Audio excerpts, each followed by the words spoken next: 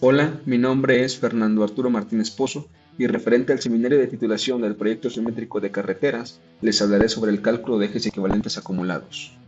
Veremos su historia, adopción en México, fundamentos y un ejemplo aplicando los valores del proyecto mediante una hoja de cálculo en Excel y su respectiva verificación en DISPAT. Como parte de su historia, entre 1958 y 1960, la ASTO llevó a cabo el estudio vial ASTO Road Test, un estudio a gran escala para desarrollar un método de diseño de pavimentos basado en resultados empíricos obtenidos al aplicar cargas de tráfico en condiciones controladas. Este estudio consistió en la construcción de una vía de 11.3 kilómetros de pavimentos distribuidas en 6 circuitos, como podemos ver, con 2 carriles. Cada circuito tiene o tenía 2 tangentes de prueba, una en pavimento flexible y otra en pavimento rígido. Se probaron aproximadamente 836 secciones de pavimentos con distintas combinaciones de espesores de capas. La variación de la estructura del pavimento y su interacción de tráfico fue estudiada para cada carril. Adaptación en México. A partir de la realización de las pruebas ASHTO, la cuantificación de las cargas aplicadas a la sección estructural de las carreteras fue enfocada desde un punto de vista más preciso y racional. La adopción del eje normalizado hizo necesario el establecimiento de coeficientes de equivalencia entre los ejes legales y el eje normalizado. En México, el Instituto de Ingeniería de la UNAM ha realizado esta labor, de modo que hoy en día contamos con un método nacional semiempírico que permite el establecimiento de estos ejes de equivalencia y que el Instituto ha publicado según los vehículos reglamentados. Dentro de los fundamentos, habrá que conocer los ejes equivalentes, o por sus siglas en inglés, ESAL, que significan carga equivalente de eje simple. En la ingeniería de tránsito en México es fundamental principalmente para el diseño, evaluación y mantenimiento de pavimentos, ya que nos permite cuantificar el daño que el tráfico vehicular, especialmente el pesado, causa a la infraestructura vial. El concepto de eje equivalente normalizado propuesto por la ASHTO buscó subsanar una de las fuentes más importantes de imprecisión, que es la de estimar las solicitaciones que una determinada estructura de pavimento habría de soportar durante su vida útil. Como sabemos, una carretera está sujeta al paso de múltiples tipos de vehículos con diferentes configuraciones de ejes, cargas de magnitud variable y distintas presiones de contacto, como se puede ver en la imagen, los distintos tipos de vehículos. De esta forma, conociendo el arreglo de ejes y carga que tenga cualquier vehículo e integrando un coeficiente de equivalencia que corresponda a cada uno de esos ejes, tendremos un valor que representa el mayor o menor daño que el vehículo causa al pavimento respecto al eje equivalente. Así queda establecido un patrón de referencia en términos de ejes equivalentes. Dicho lo anterior, en México el coeficiente de equivalencia es mejor conocido como coeficiente de daño. Así todos los demás tipos de cargas y configuraciones de ejes, tandem, tridem o diferentes pesos, se convierten a un número equivalente de pasadas de este eje equivalente, lo que permite acumular el tráfico total en una única cifra denominada ejes equivalentes acumulados. El eje simple dual, que transmite una carga de 8.2 toneladas con una presión de inflado de 5.8 kg sobre centímetros cuadrados, fue seleccionado como la unidad estándar de daño. Habrá que entender el coeficiente de daño como el valor teórico de diseño que representa el deterioro de las capas que conforman la estructura del pavimento, producida por la aplicación de una carga en la superficie de rodamiento y transmitida en términos de esfuerzos a diferentes profundidades, en relación con una carga estandarizada de 8.2 toneladas por eje sencillo dual. La ASHTO propuso estos coeficientes de daño, sin embargo existe todo un soporte experimental de estos valores propuestos. En México se estableció un método para la determinación de estos coeficientes de daño. Dicho método se explica en el Instructivo para Diseño Estructural de Pavimentos Flexibles para Carreteras, emitido por el Instituto de Ingeniería de la UNAM. En dicho instructivo se encuentran los resultados de la aplicación de este método en forma de tablas que consideran los coeficientes de daño para los vehículos autorizados para circulación en México, de las cuales haremos uso para el cálculo de ejes equivalentes acumulados más adelante. De esta forma, llegamos a la ecuación para el cálculo de los ejes equivalentes acumulados en el periodo de la vida útil para un pavimento. A continuación iré explicando cada uno de los términos que conforman la ecuación. Empezamos con el TPDA. Este corresponde al volumen de tránsito diario promedio anual en ambas direcciones en el año inicial de operación. Después tenemos el coeficiente de distribución direccional, que como veremos más adelante está en función del número de carriles por sentido de circulación. Continuamos con el coeficiente de acumulación de tránsito, el cual se hace al cabo de n años de operación y que está en función de la tasa de incremento anual del tránsito que representaremos con la variable R. Y aquí podemos ver la ecuación. Y por último tenemos toda esta sumatoria, que se va a aplicar de 1 hasta los P diferentes tipos de vehículos que tengamos según la clasificación vehicular del sitio. Lo que se desarrolla dentro de la sumatoria es CI como la proporción que tiene el respectivo tipo de vehículos que se está analizando dentro del 100% de vehículos de la clasificación vehicular, multiplicada por WI, que es la proporción de vehículos cargados, por el coeficiente de daño respectivo al tipo de vehículos a la profundidad de análisis especificada, más, y como vemos, tenemos 1 menos la proporción de vehículos cargados, es decir, la proporción de vehículos no cargados, o como lo llamaremos, vehículos vacíos. Esto por el coeficiente de daño respectivo de vehículos vacíos. Conociendo todo lo que hay detrás del cálculo de los ejes acumulados, procederemos a la aplicación con los datos de nuestro proyecto, según el método visto. A continuación presento una hoja de cálculo para ir vaciando los datos del proyecto. Para empezar, tenemos los datos generales del proyecto. La ubicación del camino de proyecto está en la carretera Portezuelo Ciudad Valles del estado de San Luis Potosí, correspondiente al tramo Ciudad Valles-Tamazunchale, que es un tipo de camino A4. Para el cálculo necesitaremos el TDPA. Este valor lo vamos a obtener del estudio de tránsito ejecutado. Nos encontramos en el estudio de tránsito y nos dirigiremos a la sección de clasificación vehicular.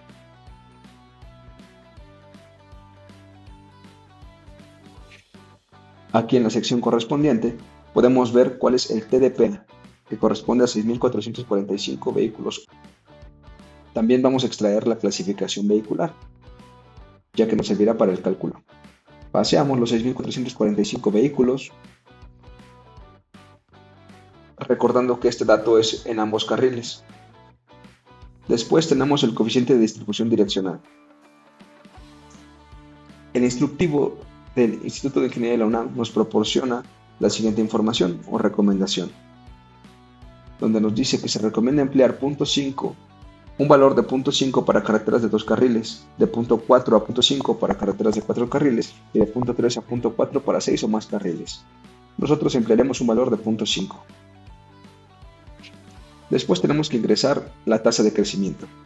Para esto, voy a presentarles el cálculo que se realizó en el mismo estudio de tránsito. Para la determinación de la tasa de crecimiento anual, se empleó el método de regresión lineal simple, también conocido como de mínimos cuadrados. Para hacer uso de este método, necesitamos conocer el tránsito de los años anteriores. Para esto, vamos a emplear una estación maestra de la SCT. Vamos a extraer los datos del portal de datos viales. Aquí aparece identificada cuál es esa estación, la cual está a izquierda Xilitla, que corresponde a la carretera federal libre número 16 Portezuelo Ciudad Valles. A continuación, se muestra el tramo y dónde queda ubicada la estación maestra. Como vemos, esta estación es representativa. Entonces, nos dirigiremos a datos viales de la SCT para obtener los datos que necesitamos. Dentro del buscador colocamos datos viales SCT.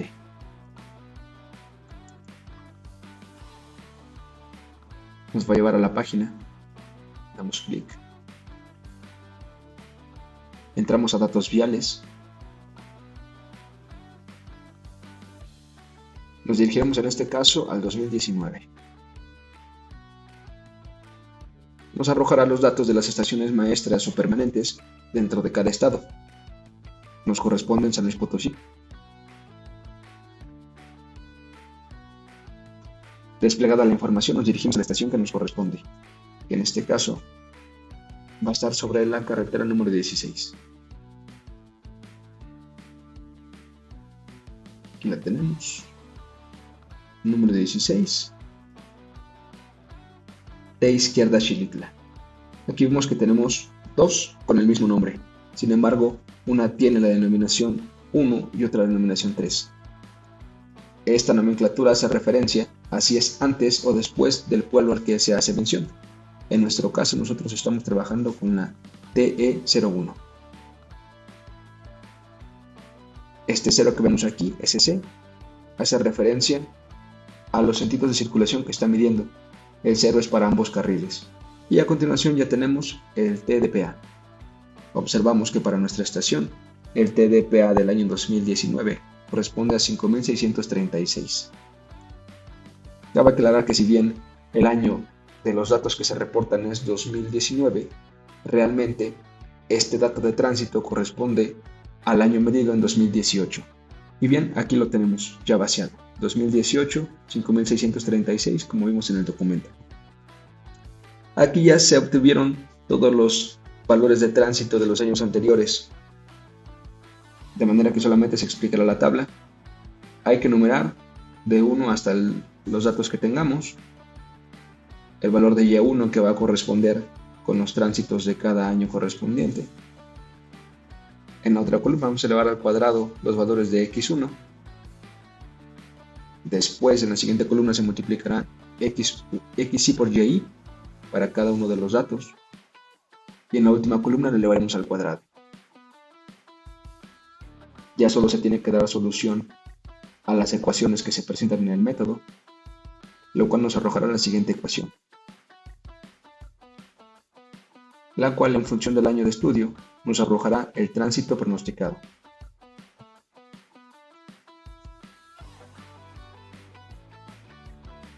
De esta forma, conociendo la tendencia del tránsito, podremos conocer cuál es la tasa de crecimiento anual, que para este caso es de 1.70.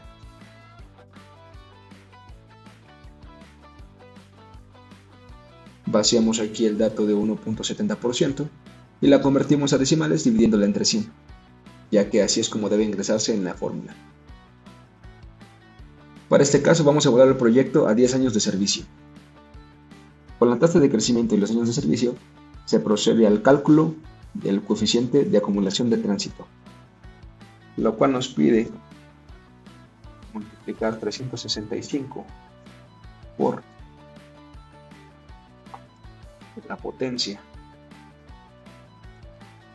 de 1 más la tasa en decimales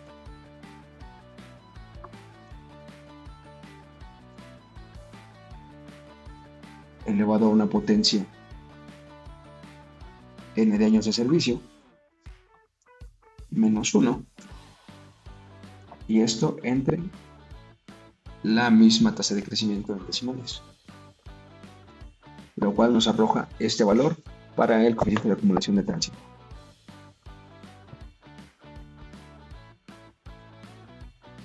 Continuamos con el añado de la tabla. Como ya habíamos visto, tenemos una determinada clasificación vehicular con sus correspondientes proporciones de tránsito. Recordemos que la suma de la proporción de todos los vehículos tiene que dar un 100%.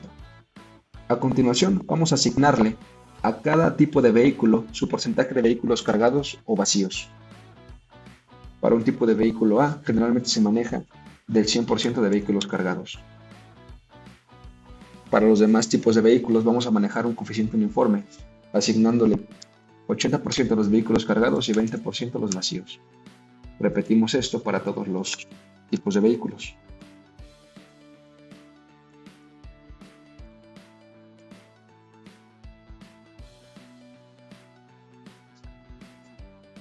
La composición del tránsito no va a ser nada más que multiplicar la proporción de vehículos cargados o vacíos por la respectiva composición del tránsito.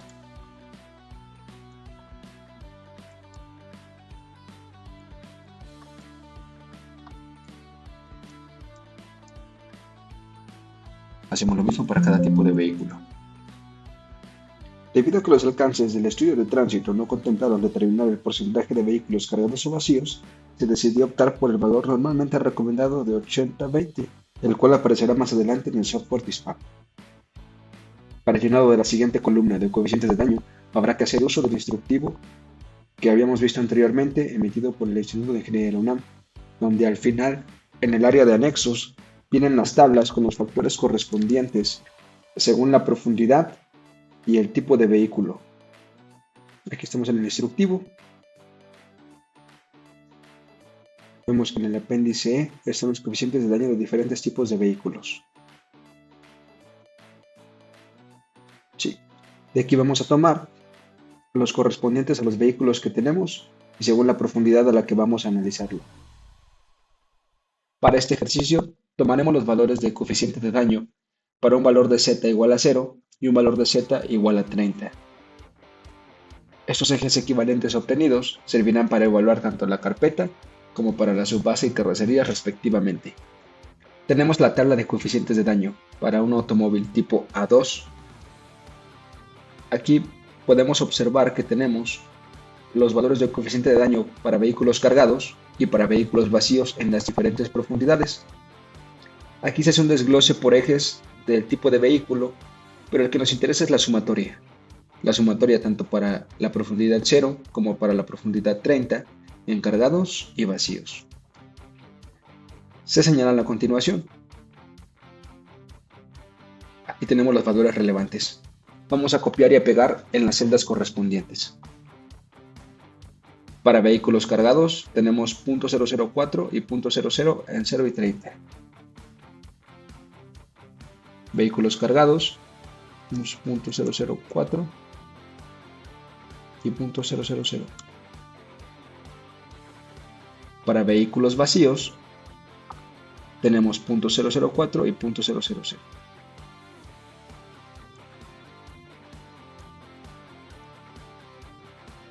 Continuamos con el tipo de vehículo B3. De igual forma, seleccionamos para cargados y vacíos a 0 y 30, que son los que tenemos a continuación, y los vaciamos.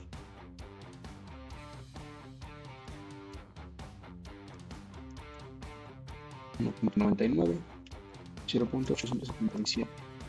Para los vacíos, 1.99, 0.091. Haremos esto para los demás tipos de vehículos, que son los C2, C3, T3S2, T3S3 y por último los T3S2R4. A continuación presentamos la tabla con todos los valores ya copiados.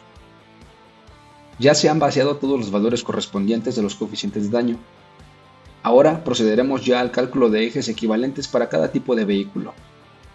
Para esto vamos a multiplicar la composición del tránsito de los vehículos cargados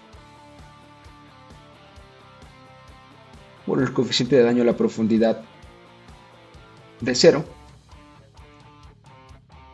Hacemos lo mismo para la profundidad de 30 y repetimos lo mismo, pero para vehículos vacíos. Su respectiva composición de tránsito, por su respectivo coeficiente de daños a la profundidad 0, su composición de tránsito, por su coeficiente de daño a la profundidad de 30. Esto mismo vamos a hacer para todos los tipos de vehículos. Así ya tenemos el número de ejes sencillos equivalentes para cada vehículo, tanto para la profundidad z igual a 0 como z igual a 30. Ya solo resta hacer la sumatoria.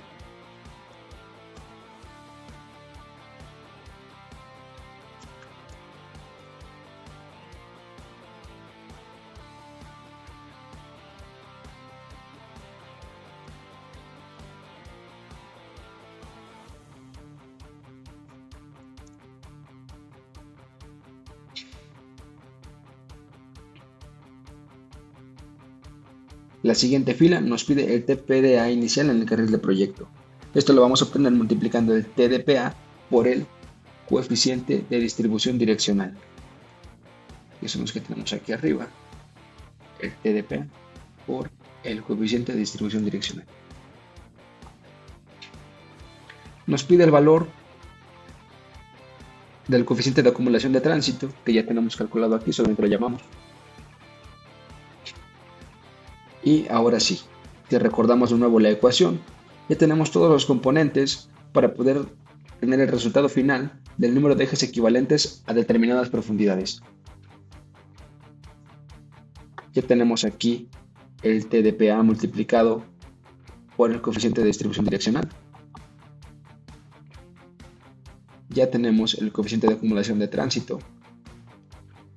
Y esta sumatoria queda representada por la suma de aquí, ya que ya se tienen el porcentaje de vehículos cargados y vacíos multiplicado por su respectivo coeficiente para cada tipo de vehículos de la distribución que tenemos en el proyecto.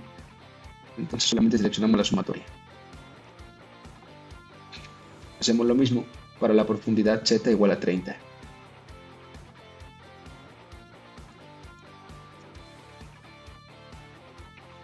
De esta forma queda calculado el número de ejes sencillos equivalentes de 8.2 toneladas, tanto una profundidad 0 como una profundidad 30.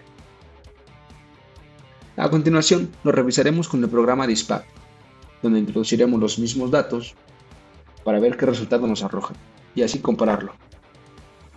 Para hacer uso del software Dispap, habrá que descargarlo. En el buscador, colocamos Dispap 5, UNAM. En esa primera liga que nos aparece de aplicación InGen, entramos. Nos manda esta pestaña. Vamos a descargar este PDF. En esta otra página bajamos. Vemos que dice programa en zip. Vamos a darle clic para que se empiece a descargar.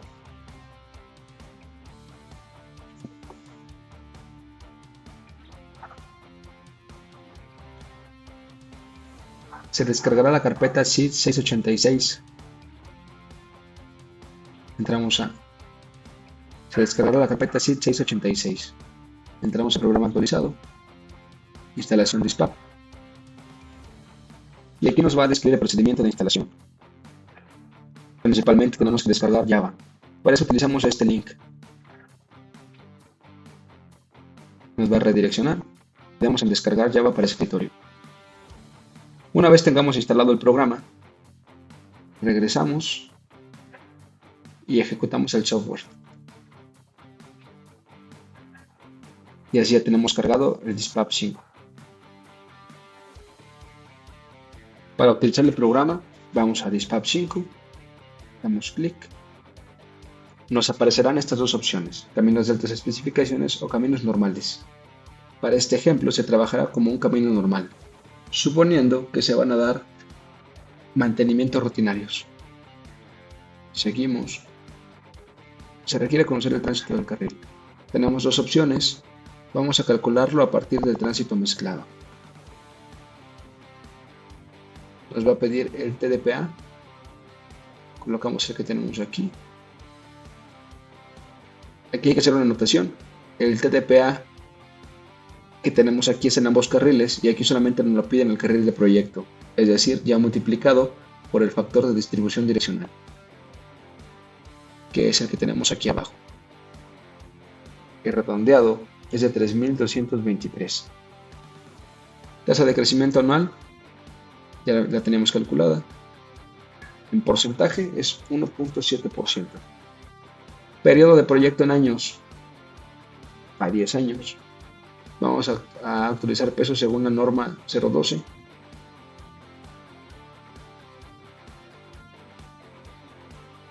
Menú tipo A. En esta ventana habrá que vaciar el porcentaje de la composición del tránsito. Los tipo A tenemos que es 89.54%. Los tipo B3, que es de 0.86%. Los tipo C3, S2, es de 3.09%. C3, que es de 2.84%. Para T3, S2, que es de 0.7%. 65%. Y terminamos con los T3 S2R4, que es de 2.32%.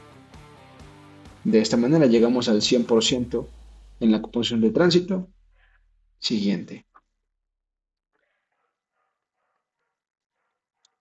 Aquí es referente al porcentaje de vehículos cargados. Tenemos dos puntos. Nosotros habíamos tomado un mismo valor aplicado a todos los vehículos. Entonces vamos por la segunda opción. Aquí viene la nota de que se sugiere emplear una proporción de camiones cargados entre el 60 y el 80%. Nosotros tomamos el 80%. Siguiente.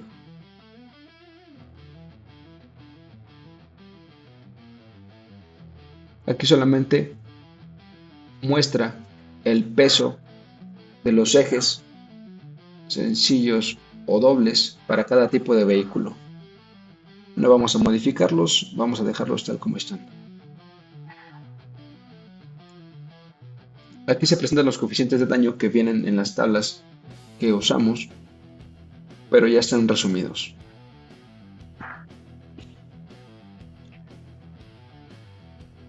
Vamos a comparar.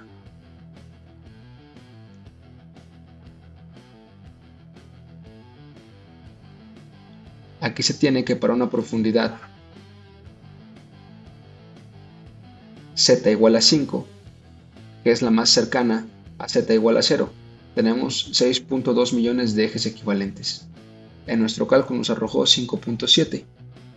Por una profundidad z igual a 30, fue calculado de 5 millones. A nosotros nos arrojó 4.4 millones, siendo ambas cantidades muy similares. Bueno, aquí DISPAP arroja un resultado con los valores recomendados para el diseño por fatiga y diseño por deformación, que es para capas superficiales o capas profundas. Pues de esta manera queda concluido el cálculo de ejes equivalentes, donde se muestran dos formas de calcularlo, que es a partir de una plantilla en Excel o a partir del software DISPAP.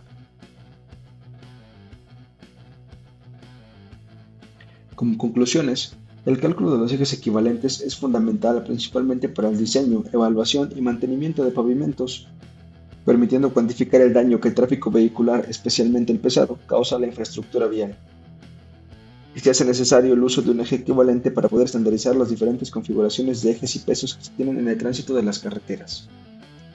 También como comentario a decir de la diferencia entre la plantilla de Excel para el cálculo de ejes equivalentes y el programa DISPAP, infieren mucho la actualización de los pesos de los vehículos en México, siendo las tablas desactualizadas referente a los pesos legales que se manejan actualmente. Se presenta la bibliografía.